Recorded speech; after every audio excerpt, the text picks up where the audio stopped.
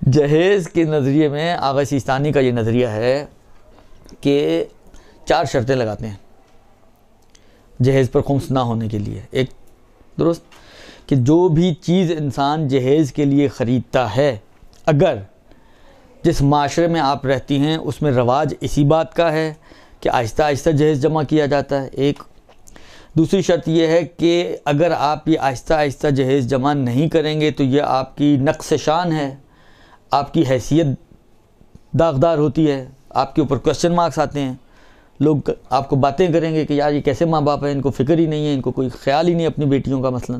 درست. تو تیسرا یہ ہے کہ جو بھی جہیز آپ چند سالوں میں جمع کریں اوورال آپ کی جو ایک حیثیت بنتی ہے اس سے زیادہ نہ ہو، اور ہر سال جتنا جمع کریں وہ آپ کے سالانہ اخراجات کے ساتھ میچ کرتا ہو. جو آپ سالانہ اخراجات کرتی ہیں اور یہ جو اس سال آپ نے جہیز کی مد میں کچھ خریدا ہے، تو یہ جو خرچہ آپ نے جہیز کے نام پر کیا ہے ایسا نہ ہو کہ آپ کے سالانہ اخراجات کے ساتھ میچ نہ کرتا ہو، لوگ حیران ہو جائیں کہ یار یہ بالآخر یہ آپ نے کیسے کر لیا. تو آپ کے سالانہ اخراجات کے ساتھ بھی اس کے میچ کرنا چاہیے. ان 4 شرطوں کے ساتھ جو مال انسان جہیز کے لیے خریدتا ہے، آغا فرماتے ہیں کہ پھر اس کے اوپر خمس واجب نہیں ہے. ٹھیک ہے جی.